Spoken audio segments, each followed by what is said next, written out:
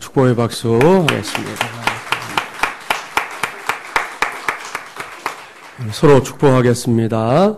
기도함으로 인생의 방향을 잡읍시다.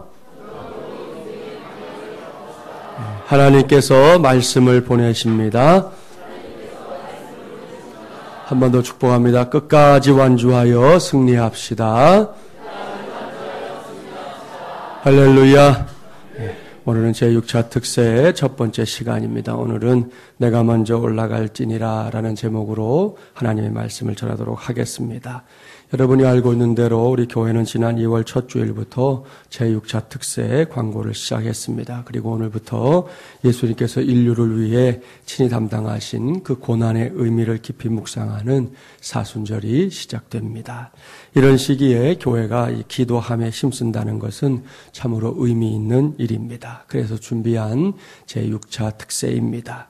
그렇게 특세를 광고하고 난 다음부터 오늘 특세를 시작하는 이 시간까지 그리 길지 않은 시간임에도 불구하고 우리가 사는 세상에서는 별의별 일들이 다 일어났습니다.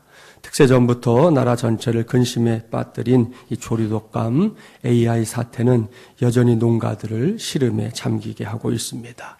조류들만이 아니죠. 사람들도 지난달부터 신종플루를 비롯한 독감 때문에 병원을 찾는 사람들이 급격하게 늘었습니다. 우리 교회 성도들 가운데도 독감에 걸려서 또 감기 때문에 고생한 사람들이 여럿입니다. 역대 최고의 개인정보 유출 사태 아시죠? 저도 확인해봤지만 제 정보도 다 털렸습니다. 대통령의 정보도 털렸다고 하니 두말할 것이 무엇이겠습니까? 그 사태와 맞물려서 이전과는 또 다른 이 보이스피싱이나 파밍 등의 사기 수법이 판을 치고 있습니다. 그래서 당부합니다. 이 문자나 혹은 전화로 금융과 관련된 연락이 오면 반드시 괜히 가슴이 두근반 세근반 그럴 거 없잖아요. 반드시 해당 금융기관이나 관공서에 찾아가서 혹은 직접 연락을 해서 확인하기 바랍니다. 이것만 해도 그 고약한 놈들의 사기 수법에 당하지 않는데 그 순간 가슴이 철렁해가지고 그리고는 아무 생각도 못하고 한 번 실수해서 큰 손해를 보는 일들이 왕왕 벌어지고 있습니다. 그런가 하면 이집트의 시나이 반도에서는 성지순례를 하고 있었던 이 진천 중앙교회 성도들이 이슬람 과격단체에 의해 테러를 당했습니다. 4명이 소중한 목숨을 잃었지 않습니까? 그로부터 며칠 뒤에는 경주에 있는 한 리조트 강당 지붕이 무너져 내려서 신입생 MT에 참여하고 있었던 새내기 대학생 10명이 목숨을 잃는 참사가 일어났습니다. 그 와중에 일본에서는 다케시마의 날을 정해서 정부 대표 파견하고 우리나라와 또다시 외교적 마찰을 일으켰고요. 어젯밤 뉴스도 보셨죠? 북한에서는 요 며칠 계속 동해상으로 미사일을 쏴대고 있습니다. 이렇게 나라의 안팎이 혼란스러운 상황 속에서 시작되는 제6차 특세를 위해 제가 선택한 말씀은 사사기입니다. 왠지 아십니까? 사사기 안에 기록된 말씀들이 그저 그 시대에 국한된 말씀들이 아니기 때문입니다. 사사기는 이스라엘 백성들이 가나안 땅에 들어간 이후의 역사를 기록하고 있는데요. 이제 특세 기간 내내 살펴보겠지만 그야말로 파란만장한 역사입니다. 그런데 그 파란만장한 이야기들이 단지 사사시대에만 국한된 것들이 아니더라는 말씀이죠. 21세기를 살아가고 있는 오늘의 모습들이 그 안에 고스란히 담겨 있습니다. 이러한 사실을 염두에 두고 오늘부터 저와 함께 주신 말씀을 살펴보기 바랍니다. 본론에 들어가기 전에 사사에 대해 간략하게 설명합니다. 사사라는 말은 히브리어로 쇼페팀이라고 하는데요. 이 말은 재판관 혹은 지도자들을 뜻하는 단어입니다. 영어로는 저지라고 하는데요. 이것은 사회의 불의를 심판하고 처리하는 이 판관을 의미합니다. 사사는 그런 사람이지요. 왕이 없었던 시대였기 때문에 하나님께서 필요할 때마다 이런 사사들을 세우셔서 일하셨고 그들의 행적을 기록한 책이 바로 사사기입니다. 오늘은 첫 시간인데요. 오늘 주신 말씀은 제6차 특세를 시작하는 저와 여러분의 정신을 번쩍 들게 하는 말씀으로 시작되고 있습니다. 본문 1절 말씀 함께 봉독해 보겠습니다. 1절입니다.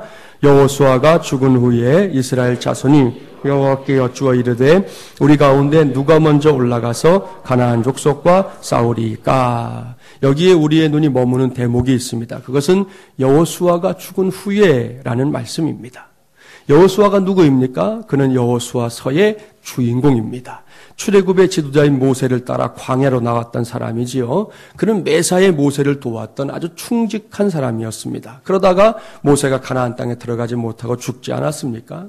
모세의 죽음은 여호수아에게 새로운 인생의 시작이었습니다. 그에게 가나안 땅을 정복하라는 사명이 주어졌기 때문입니다. 그때 여호수아는 정말이지 성경을 보면 덜덜덜덜덜 떨었습니다. 모세가 살아있을 때에는 고민할 것이 없었어요. 모세님이 곁에만 있으면 뭐 두려울 게 없었고 못할 게 없었습니다. 그런데 그 모세가 세상을 떠났습니다. 홀로 남은 여호수아는 두려워했습니다. 그때 하나님께서 여호수아에게 하신 말씀 기억합니까? 내가 내게 명령한 것이 아니냐. 강하고 담대하라. 두려워하지 말며 놀라지 말라. 내가 어디로 가든지 내 하나님 여호와가 너와 함께 하느니라. 아멘. 할렐루야. 이 말씀 이번 특세를 감당하는 세배용사들 저와 여러분 우리 모두에게 하나님께서 제일 먼저 보내시는 약속의 말씀이 되기를 주님의 이름으로 축복합니다.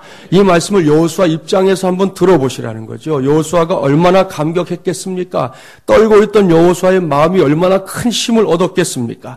그 후에 여호수아의 삶은 영웅의 삶이었습니다. 그는 백성들을 이끌었습니다. 약속의 땅 가나안 땅을 정복하는 대장정을 성공적으로 감당했습니다. 마지막에는 각 지파별로 땅도 배분해 주었지 않습니까? 영웅의 서사시를 쓰듯 여호수아의 삶은 황혼을 향해 그렇게 달렸습니다. 그리고 결국 여호수아가 죽음을 맞이했다는 것입니다. 여호수아가 죽은 후에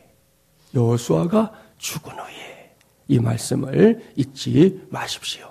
사람은 누구나 죽습니다. 이것은 명백한 현실입니다. 그런데 이 명백한 현실을 인식하며 사는 사람이 생각보다 많지 않습니다. 많은 사람들이 마치 그냥 천년 만년 살 것처럼 생각하며 살고 있습니다. 지금 누리고 있는 것들이 그저 계속될 줄 생각하고 있습니다. 그것이 착각이라는 것이죠. 기네스북에 오른 세계 최고령의 이 프랑스인 이 잔 칼망 할머니라는 분이 있는데 이분이 122세를 일기로 1997년 8월 4일에 돌아가셨어요. 이 할머니가 이제 90세 되던 해에 47살 된 이웃집 사람이 할머니와 희한한 계약을 맺었습니다. 할머니가 이제 90세나 되니까 곧 돌아가실 것 같아서 맺은 계약일 거예요. 자기가 매달 2,500프랑 우리나라 돈으로 하면 약 50여만 원을 할머니에게 주기로 하고요. 할머니가 돌아가시면 할머니가 살던 집을 이제 자기에게 넘겨준다 하는 그런 내용의 계약이었습니다. 할머니가 이제 1년 안에 별세하시면 500만 원으로 집을 하나 얻는 것이고 뭐 2년 정도 사신다면 1,000만 원밖에 안 들겠지 그런 생각을 했던 것이죠. 그런데 할머니가 100세가 되어도 안 돌아가셨습니다. 그리고 110세가 되었는데도 돌아가실 기미가 안 보였습니다. 120세가 되어서도 안 돌아가셨습니다. 그러다가 그만 그 이웃집 사람이 먼저 죽어버렸습니다. 참. 그 사람은 할머니가 돌아가길 30년 동안이나 기다리다가 77세에 먼저 세상을 떠났습니다. 할머니는 그 이웃 사람이 죽는 것을 보고도 무려 2년을 더 사시다가 돌아가셨습니다. 결국 그 사람은 돈만 날리고 집도 못 얻었습니다. 보십시오. 그 누구도 죽음으로부터 자유롭지 못한 것이죠. 사랑하는 마중물레란 가족 여러분, 세배용사 여러분, 이것이 인생입니다. 그럼에도 불구하고 여전히 자신의 죽음에 대해서 무관심한 사람들이 많다는 것이죠.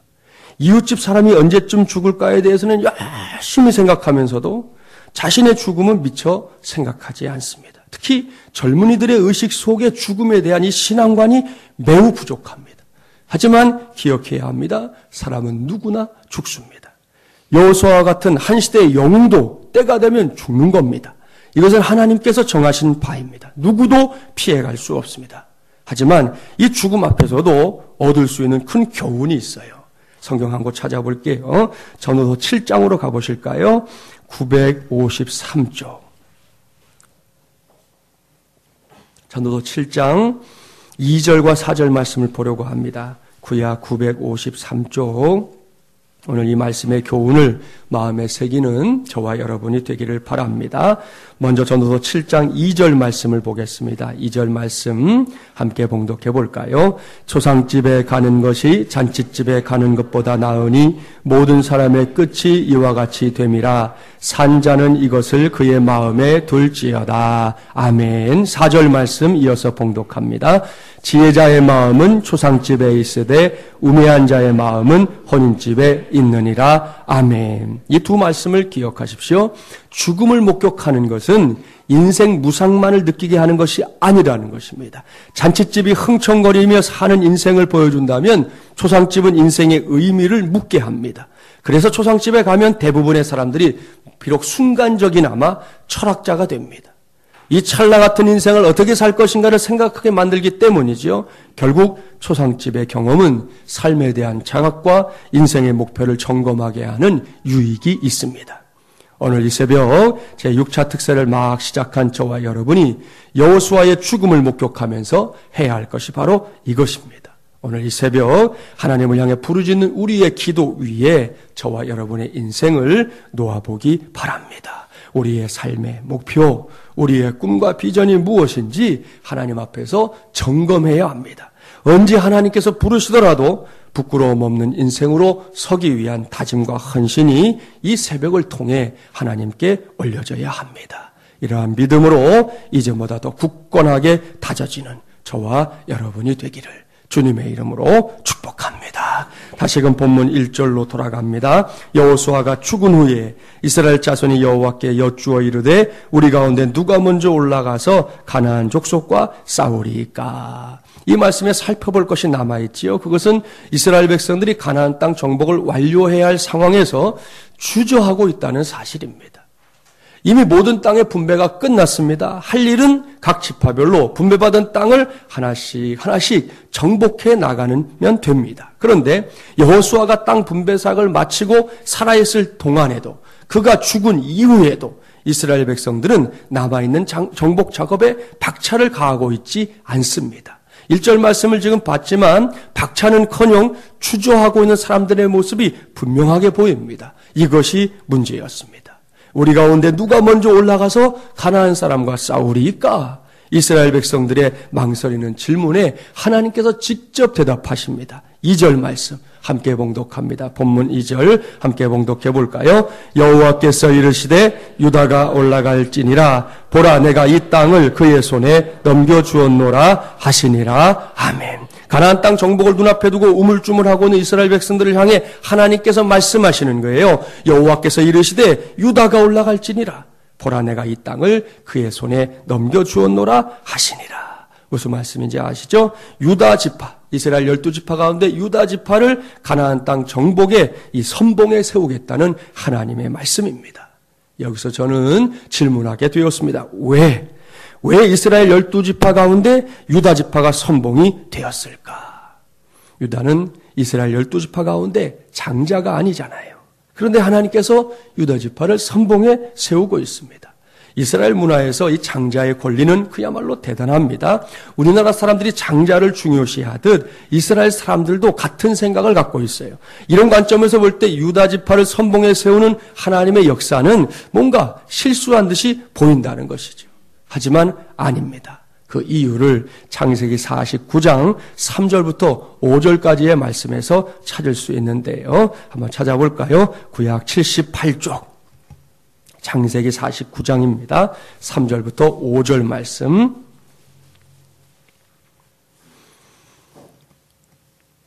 구약 78쪽 창세기 49장 3절부터 5절까지의 말씀을 함께 봉독해 보겠습니다. 루벤아, 너는 내 장자요, 내 능력이요, 내 기력의 시작이라. 위풍이 월등하고 권능이 탁월하다마는 물의 끓음 같았은즉 너는 탁월하지 못하리니 내가 아버지의 침상에 올라 더럽혔음이로다. 그가 내 침상에 올랐었도다. 시므온과 레위는 형제요, 그들의 칼은 폭력의 도구로다. 여기서 우리는 유다 앞에 있는 야곱의 세 아들을 만나게 되는데요. 그들이 장자의 권리를 유다에게 빼앗긴 이유가 기록되어 있습니다. 첫 아들 루벤을 보십시오. 야곱은 분명 루벤을 가리켜 내 장자요, 내 능력이요 내 기력의 시작이다 일컫고 있습니다. 또한 그는 탁월한 자입니다. 그런데 루벤에게 결정적인 잘못이 있었습니다. 그것은 아버지의 첩인 빌하와 동침한 죄입니다. 야곱은 이것을 언급하면서 루벤이 더 이상 탁월한 자가 될 수 없다라고 말씀하고 있습니다. 결국 루벤은 장자의 권리, 장자의 축복을 잃어버리고 말았습니다. 따라서 이 권리는 풍습대로 하면 이제 둘째인 시므온의 몫이에요. 그런데 말씀을 보십시오. 둘째인 시므온과 셋째인 레위는 폭력의 도구라고 일컬어지고 있습니다. 이것은 창세기 34장에 기록된 세겜성에서의 사건을 가리키는데요. 시므온과 레위는 세겜성의 주민들을 속임수를 써서 몰살시키는 큰 죄를 저질렀습니다. 이렇게 첫째부터 셋째 아들까지 모두가 장자의 축복을 상실했습니다. 그 결과 장자의 축복이 누구에게 옮겨졌습니까? 유다입니다. 네 번째 아들인 유다가 형들을 대신해서 장자의 권리를 행사하게 된 것입니다. 그리고 이것이 유다가 선봉에 서게 된 이유입니다. 사랑하는 새벽용사 여러분, 여기서 저와 여러분 한 사람 한 사람은 물론이고 우리 교회까지 반드시 다짐해야 할 것이 있습니다. 그것은 마땅히 받을 복을 빼앗기지 말자, 잃어버리지 말자라는 것입니다. 믿습니까? 할렐루야. 본문 3절 이하를 보면 유다 지파가 하나님의 음성을 듣고 선봉에 나서서 가나안 땅을 정복해 나가는 역사가 기록되어 있습니다. 배색을 쳤습니다. 예루살렘과 헤브론을 정복했습니다. 드비를 점령했습니다. 이렇게 유다 지파는 자기들의 땅들을 하나씩 정복해 나갔습니다. 이러한 유다 지파의 움직임은 거기서 끝나지 않았어요. 계속 성경을 읽어보면 다른 지파들에게 영향을 미칩니다. 1장 22절 이하를 보면 그동안 주저하고 있었던 다른 지파들이 유다 지파를 보더니 용기를 냈습니다. 그들도 일어서서 자신들에게 분배된 땅들을 하나씩 점령해 나갑니다. 여기에 오늘 우리가 기도 제목으로 삼아야 할 말씀이 있어요. 그것은 내가 먼저 올라갈지니라 라는 말씀입니다. 하나님께서는 오늘도 유다처럼 하나님의 역사를 위해 쓰임받을 사람들을 찾고 있습니다. 자주 말씀드렸잖아요. 하나님의 역사는 사람을 통해서 이루어진다고 말입니다. 이것은 매우 중요한 영적인 원리입니다. 동시에 기억해야 할 것이 있어요. 그것은 언제나 어느 시대나 모든 사람들이 하나님의 역사를 위해 쓰임받는 것은 아니다라는 사실입니다. 그렇습니다. 때마다 하나님을 위해 쓰임받고 하나님께서 부어주시는 능력으로 산 사람들은 결코 모든 사람들이 아닙니다. 하나님께서는 모든 사람들이 아닌 하나님의 음성에 기꺼이 순종하고 하나님의 역사를 신뢰할 줄 아는 사람들을 통해서 일하셨습니다. 이것은 성경의 증언입니다.